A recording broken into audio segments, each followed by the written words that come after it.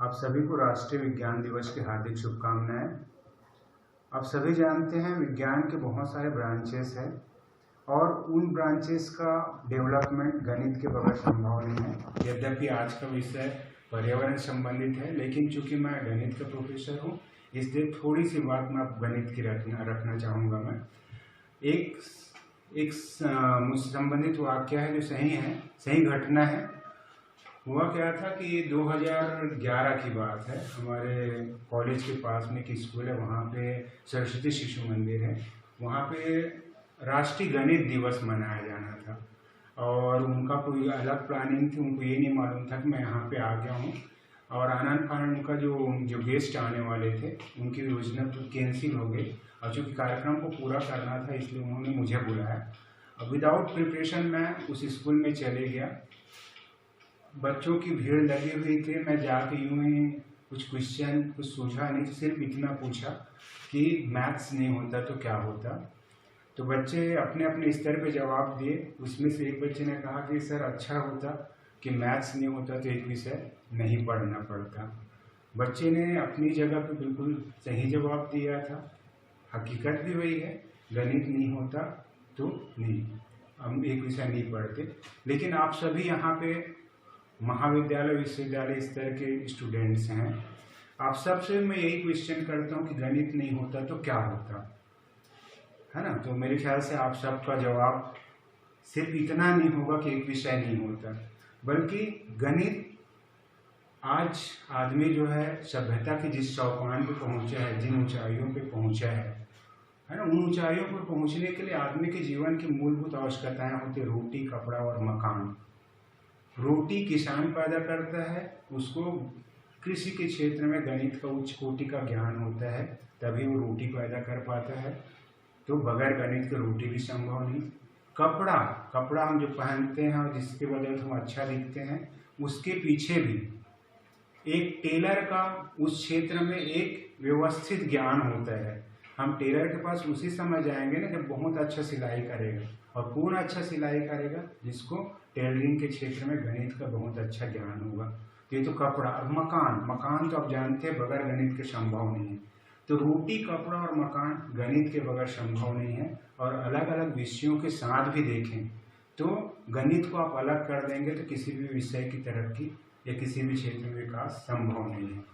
तो क्या जब रोटी, कपड़ा, मकान ही नहीं होता तो हम गणित नहीं होता तो क्या करते, बिल्कुल आदि मानव जैसा जीवन यापन करते। वैसे ही हमारा जीवन भी आज वैसे ही होता। हम सब यहाँ पे बैठे हैं, आप लोग ये लेक्चर सुन रहे हैं, एक व्यवस्थित टाइम में आके बैठे, एक व्यवस्थित टाइम में निकले, इनके पीछे गणित ही है। हम सुबह से लेकर शाम तक उठते बैठते, खाते पीते और जो भी काम करते हैं उनके पीछे गणित होता है। और गणित नहीं होता तो हमारा जीवन भी अस्त व्यस्त होता।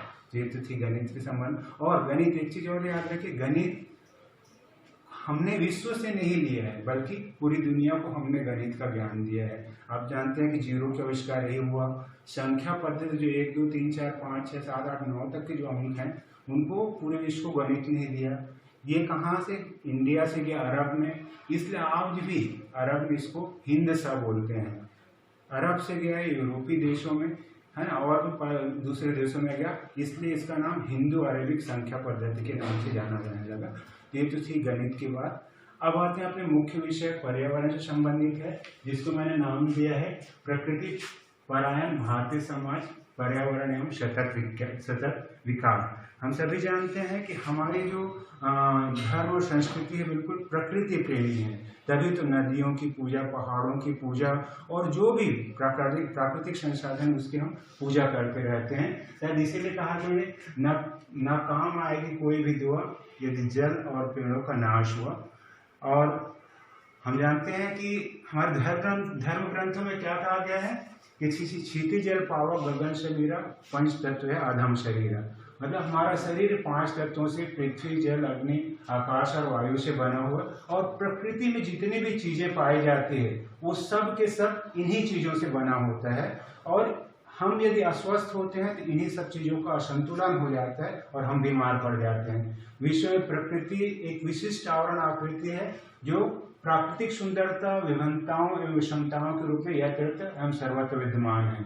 नेक्स्ट। हम अपने चारों ओर तरफ के विहंगम एवं विभिन्नताओं से परिपूर्ण दृश्यों को प्राकृतिक सौंदर्य करते हैं, जो ब्रह्म स्वरूप है, स्वतः व्याप्त है। इसमें कृत्रिमता का समावेश बिल्कुल नहीं है। भूमंडल में फैले मैदान, पठार, रेगिस्तान, चट्टान, हिमाच्छादित पर्वत, नदी नाले, झील और जंगल आदि सभी प्रकृति का फैला हुआ साम्राज्य है। प्रकृति ने मानव को जीवन की आवश्यकताओं से अथाह प्राकृतिक संसाधन भी दिए हैं और उनका दोहन कर उपभोग करने का अधिकार भी। क्योंकि मनुष्य बुद्धिजीवी है, इसलिए एक बुद्धिजीवी प्राणी होने के कारण उसका एक अधिकार ये है कि प्रकृति के असीमित भंडार को दोहन और उपभोग करे। साथ ही साथ उनका यह कर्तव्य भी है इन संसाधनों की भरपाई के लिए आवश्यकताओं से निरंतर प्रयास करते रहे। किंतु ऐसा नहीं हुआ। हम क्या अंधाधुंध संसाधनों का उपयोग करते गए, लेकिन उसकी भरपाई नहीं की। मानवाधिकार पर ढोल पीटने वाले विकसित देश इसकी आदि सबसे ज्यादा प्राकृतिक संसाधनों की लूट किए। द्वितीय विश्व युद्ध के बाद पहली, दूसरी और तीसरी दुनिया के देशों की आर्थिक स्थिति बहुत खराब हो गई। उनकी आर्थिक जरूरतें पूरी नहीं हो पा रही। यहाँ पे थोड़ा बताना चाहूंगा कि पहली दुनिया के देश, यहाँ पे हमें शायद लिखा है पहली दुनिया के देश संयुक्त राज्य अमेरिका और पश्चिमी यूरोप के देश आते हैं। दूसरी दुनिया के सोवियत संघ, चाइना, क्यूबा जैसे। और तीसरी दुनिया के देश जिसमें अधिकांश विकासशील देश इसके अंतर्गत आते हैं। इन देशों में घुसने के लिए विकसित देशों ने मानवाधिकार का झुनझुना बजाया। गरीब देशों में मानवाधिकार के नाम पर गैर सरकारी संगठन खोले और प्राकृतिक संसाधनों का दोहन प्रारंभ कर दिया। खाड़ी देशों में तेल और अफ्रीका के खनिजों का मानवाधिकार का आड़ में दोहन किया गया। भारत की वन संपदा को सबसे ज्यादा नुकसान भोग वाली मनोवृत्ति ने पहुंचाया। उद्योगों के द्वारा सबसे ज्यादा कार्बन उत्सर्जन करने वाले देश खुद को अपने प्रदूषण पर लगाम लगाने के स्थान पर गरीब देशों को प्रताड़ित करते रहे। एक तरफ विकसित देश गरीब देशों की संपदा लूटते रहे, वहीं दूसरी ओर पर्यावरण दिवस मनाकर अपने कर्तव्यों की हितपूर्ति करते रहे, खानापूर्ति करते रहे। अब सभी जानते हैं हमारी संस्कृति किन चीजों पर आधारित है, और इन्हीं संस्कृति के बदौलत हमारा देश एक समय जगत गुरु हुआ करता था। वो 3 आधार हैं, गाय, गंगा और गांव। ये सभी हमारी संस्कृति के आधार है। हमने जैसे जैसे विकास के नाम पर इन तीनों को दरकिनार करना शुरू किया, हमारा पर्यावरणीय संतुलन बिगड़ गया और हम पतन की ओर अग्रसर हो गए। हर चीज में मुनाफा देखने के पाश्चात्य संस्कृति में मुनाफे के खेल में भारतीय संस्कृति पर सीधा हमला किया। उसने हर उस चीज को निशाना बनाया जिसके द्वारा उसके मुनाफे को नुकसान हो सकता था। गाय भी उसी प्रकार शिकार है। गाय का पर्यावरण संतुलन में बड़ा योगदान है। गाय के पूजनीय पशु होने के साथ साथ कई वैज्ञानिक तथ्य भी निहित हैं। गाय को देवी मानने वाले देश का गोमांस निर्यात पहले स्थान पर होना पर्यावरण असंतुलन का प्रथम आधार बना। इसको ऐसे समझा जा सकता है, गाय के गोबर और गौमूत्र में असंख्य जीवाणु होते हैं। गौमूत्र गोबर आधारित खेती में जल की आवश्यकता बहुत कम होती है। भारत के परिवेश में सिर्फ वर्षा जल ही खेती के लिए पर्याप्त होता रहा है। आज रसायनों के इस्तेमाल से भूजल समाप्त की ओर अग्रसर है। जमीन के अंदर 3 परतों में पानी पाया जाता है, जो साइंस को स्टूडेंट जानते होंगे। प्रथम और द्वितीय परतों का पानी हम दोहन कर चुके हैं, खत्म हो चुका है। इस समय हम तीसरी परत का पानी उपयोग कर रहे हैं। इसको ऐसे समझा जा सकता है, आज से 30 साल पहले 10 से 20 फीट पर पानी मिल जाया करता था, तब हम पहली परत का पानी पीते थे। इसके बाद 7 से 80 फीट पर पानी मिलने लगा, यह दूसरी परत का पानी था। वर्तमान में 100 फीट से नीचे जाकर पानी के लिए हम बोरिंग का उपयोग करते हैं। यह तीसरी परत का पानी है। यह अंतिम परत है जिसके 2030 के बाद खत्म होने की संभावना यदि यही प्रवृत्ति चलती रही तो। भारत के 9 राज्यों में भूजल के स्तर खत्म होने के खतरनाक कगार पे है। लगभग उपलब्ध जल का 90% इस्तेमाल हो चुका है। सरकारी आंकड़ों को देखें तो 1947 में जहां भारत के प्रति व्यक्ति के पास जल उपलब्धता 6042 घन मीटर थी, वहीं 2011 में यह घटकर 1045 घन मीटर हो गई है। भारत में सिंचाई के लिए 80% हिस्सा नदी, नहरों और भूजल से होता है, बाकी 20% अन्य संसाधनों से पूरा होता है। जैसे बिगड़े पर्यावरण संतुलन, अब सभी जानते हैं एक समय हरित क्रांति आया था। हरित क्रांति से खाद्यान्न के पैदावार में क्रांतिकारी मतलब परिवर्तन आया था। उस समय खादों का उपयोग और कीटनाशकों के उपयोग द्वारा उत्पादन बढ़ाना समय की मांग थी। कुछ समय बाद इस बात का एहसास होने लगा कि जिन रसायनों का प्रयोग हम लाभकारी मान रहे हैं वह भूमिगत जल का अनावश्यक दोहन कर रहे हैं और सामान्य से 10 गुना ज्यादा पानी की उसके लिए आवश्यकता होती है। इसको ठीक इस प्रकार समझ सकते हैं, जब भी हम कोई एलोपैथी दवाई खाते हैं तो हमको प्यास ज्यादा लगती है सामान्य स्थिति की तुलना में, हम और ज्यादा पानी पीते। वैसे ही भूमि के साथ भी चूंकि उसे रासायनिक उर्वरक डालते हैं तो उसकी प्यास बढ़ जाती है और उसमें ज्यादा पानी की जरूरत पड़ने लगती है। जब से कृषि का मशीनीकरण पड़ा तब से बैलों द्वारा खेत जोतने की परंपरा लगभग खत्म सी हो गई, ट्रैक्टर उपयोग किया जाने लगा है। बैल कम होने का प्रभाव गायों के पालन में पड़ा, गौवंश आधारित खेती का ध्यान हटने के कारण पशुओं का कटना बढ़ गया, मांसाहार प्रति बढ़ गई, विचारों में आक्रामकता आ गई, झगड़े प्रसाद होने लगे, यानी कि संपूर्ण पर्यावरणीय चक्र दूषित हो गया। जो गाय गंगा और गांव भारतीय सभ्यता का आधार थे वे लगभग चौपट हो गए और चौपट होने कगार पे कहना चाहिए। इस चौपट व्यवस्था का केंद्र बिंदु जल चक्र के कारण जल चक्र भी प्रभावित होता चला गया। जैसे जैसे देश में कॉर्पोरेट संस्कृति का बढ़ना शुरू हुआ वैसे वैसे शहरीकरण प्रारंभ हुआ। एक और रसायनों ने जल स्तर नीचे किया तो अनियंत्रित औद्योगिकरण ने ग्लोबल वार्मिंग कर दी, वर्षा चक्र अनियमित हो गया, हमने प्राकृतिक खेती को छोड़ दिया, प्रकृति ने हमारा साथ छोड़ दिया। जल स्रोतों के कम होते रहने के कारण गरीब किसान शहरों की ओर रोजगार की तलाश में पलायन कर गए। ग्रामीण जनसंख्या का पलायन शहरों की तरफ निर्बाध रूप से अब भी चलते रहा है। ग्रामीण क्षेत्र से शहरी क्षेत्र में पलायन के द्वारा यह औसत लगभग दोगुना होने के कगार पर है। पिछले 70 वर्षों में जनसंख्या का औसत की तुलना में 1951 में शहरों में रहने वाली जनसंख्या 17.3% थी, जो 2011 तक 31.16% तक पहुंच गया है। ये जल स्तर जो कम होता जा रहा है उसका एक दुष्प्रभाव, उसका एक चित्र है। नदी किनारे एक झरिया बोलते हैं छत्तीसगढ़ में, वहां से पानी निकालने के लिए मजबूर है लोग बात। नेक्स्ट, रियल एस्टेट को औद्योगिक विकास का माध्यम एवं उद्योगों का पर्याय बना दिया गया। इससे हमने बड़े बड़े बोरिंग से पानी निकालकर जमीन को खाली करना शुरू कर दिया। योजनाओं को संस्थागत रूप देने के लिए औद्योगिक विकास प्राधिकरण गठित किए गए। रसायनों के इस्तेमाल में विकास के नाम पर हम भूमिगत जल का लगातार दोहन करते रहे। हमने जितने जल का दोहन किया उतना जल भूमि में वापस नहीं पहुंचाया। इसका दुष्परिणाम यह हुआ कि पर्यावरण असंतुलित होता चला गया।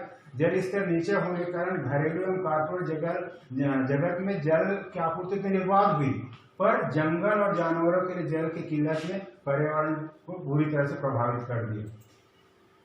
कुछ समाधान, इस समस्या के समाधान के क्रम में कुछ छोटी छोटी बातें महत्वपूर्ण है। हम रसायनों का इस्तेमाल धीरे धीरे कम करें। ऐसे आप जैविक खेती की ओर आया है, लेकिन अभी भी इस पर काम करने की जरूरत है। भूमि में वापस जल स्रोतों को भरने के लिए तालाबों को प्रोत्साहित किया जाना चाहिए। शहरी एवं ग्रामीण इलाकों में जिन स्थानों तालाब को लोगों ने अतिक्रमण कर लिया उन्हें खाली कर पुनः वर्षा के जल को संचय करना भी सुनिश्चित किया जाना चाहिए। वर्षा जल को तालाबों में संरक्षित करके उनका न सिर्फ कृषि के उपयोग के लिए बल्कि इसके द्वारा भूमि में वापस जल भंडारण को सुनिश्चित करें। अधिक से अधिक पौधारोपण करें। तुलसी, पीपल, नीम जैसे वृक्षों का ज्यादा से ज्यादा रोपण करें। यह अन्य पेड़ों की तुलना में ज्यादा औषधीय गुण रखते हैं और पर्यावरण में ऑक्सीजन की मात्रा को नियंत्रित करते हैं। जैसे लोग कर्तव्य परायण होते हैं वैसे ही हमें स्वयं को प्रकृति परायण बनाने पर विचार केंद्रित करना चाहिए। जैसे जैसे हम उत्पत्ति के स्रोत को स्वीकृत कर सम्मान देते हैं, भावनाएं ब्रह्मांड की शक्ति आशीर्वाद के रूप में प्राकृतिक संपदा से हमें भलीभूत करने लगती हैं। यह एक प्रकार का प्राकृतिक चक्र है जो यदि नियंत्रित है तो सर्वत्र खुशहाली है, और अगर एक बार अनियंत्रित हो जाए तो इसके भयावह परिणाम की कल्पना करना आसान नहीं है। आप सभी ने देखा उत्तराखंड की घटना इसका एक प्रत्यक्ष उदाहरण है, क्योंकि प्रकृति अपने साथ हुई क्रूरता का बदला क्रूरतम तरीके से लेती है। कंक्रीट के जंगलों में विचरण करते करते हम में से कुछ लोगों की भावनाएं भी कंक्रीट जैसी हो गई है, किंतु आज भी कुछ ऐसे लोग समाज में मौजूद हैं जिनके सत्कर्म के कारण प्राकृतिक संतुलन बरकरार है। सतत विकास, संतुलित विकास है पर्यावरण संरक्षित आधुनिक तकनीक की आवश्यकता। मनुष्य स्वभाव सदैव सौंदर्य की ओर आकर्षित होता रहा है। हम हर नैसर्गिक सौंदर्य के निर्माण में कुछ समय जरूर लगता है। जिस सुंदरता को हम अभी देख रहे हैं उसके निर्माण में कई वर्षों लग गए होंगे। जो हम नष्ट कर रहे हैं उसकी भरपाई में भी कई वर्ष लग सकते हैं। यदि आज से हम प्रकृति परायण बनेंगे तब आने वाली पीढ़ियों के लिए मनभावन नैसर्गिक सुंदरता का अस्तित्व रह पाएगा। जो हम आज पाना चाहते हैं उसके बीज बोने का प्रारंभ आज से ही किया जाना चाहिए, तभी इस दिवस को मनाना सार्थक होगा। आज हम जिन पेड़ों के फलों को खा रहे हैं, क्या हमने इन्हें लगाया था? बिल्कुल नहीं लगाया था, इन्हें हमें पुरखों ने रोपा था, उनके द्वारा ही अभिसिंचित किए गए हैं। हम तो उनके प्रयास को प्रसाद के रूप में पा रहे हैं। अब हमारा भी कर्तव्य है कि हम आने वाली पीढ़ी के लिए वनस्पति हम जड़ी बूटियों को बोना चाहिए। ये पेड़ पौधे ही जड़ी बूटियों का ही रूप होते हैं, रोग निवारण के स्तंभ होते हैं। प्राकृतिक विकास के अंधी दौड़ और सबसे आगे निकलने की होड़ से प्रकृति और पर्यावरण को अपूरणीय क्षति पहुंची है। यदि विकास आवश्यक है, पर पर्यावरण क्षति के बिना पर कतई नहीं। वैज्ञानिकों, शोधार्थियों, बुद्धिजीवियों का यह पुनीत कर्तव्य है कि वे ऐसी तकनीक विकसित करें जिससे प्रकृति और पर्यावरण को नुकसान न पहुंचे और विकास की धारा अनवरत बहती रहे। साथ साथ सामान्य जनमानस का भी दायित्व है कि वे पर्यावरण संरक्षण के प्रति दृढ़ता का परिचय दें। शायद हम विकास या विनाश की सही विभाजक रेखा का निर्धारण नहीं कर पा रहे हैं और यही वर्तमान समस्या का कारण है। हमें इन सभी दर्शनों में सामंजस्य बिठाना है। बौद्धिक एवं तथा नैतिकता से तालमेल साधना है। जैसे जीवन में स्पर्श का बड़ा महत्व होता है। माँ का स्पर्श बच्चे का दर्द खत्म कर देता है, कष्टों को दूर करने में सहायक होता है। हमें अपने आने वाले वंश के लिए प्रकृति माँ को संरक्षित करना चाहिए। अगर बच्चा बिगड़ जाए तो भी माँ समय समय पर कुछ नसीहत देकर सचेत अवश्य करती है। प्रकृति का स्पर्श मानवता को संतुलित रखता है। मनुष्यों के कार्यों से प्रकृति माँ नाराज अवश्य है, किंतु माँ तो आखिर माँ होती है, मान ही जाएगी। हमें सिर्फ एक कोशिश करने की जरूरत है, हमें सिर्फ एक कोशिश ही करनी है। और लास्ट चूंकि माँ शब्द है तो माँ के बारे में एक शब्द बोलूँगा कि माँ दुनिया का सबसे छोटा शब्द है, लेकिन अपने आप में अर्थ की दृष्टि में सबसे विशाल शब्द है। शायद इसीलिए जयशंकर प्रसाद ने कहा है कि माँ तुम केवल श्रद्धा हो रजत नभ पद तल पर, पीयूष सोच से बहा करो जीवन के सुंदर समतल पर। अंत में सभी उपस्थित लोगों को मेरा नमन। थैंक यू, धन्यवाद।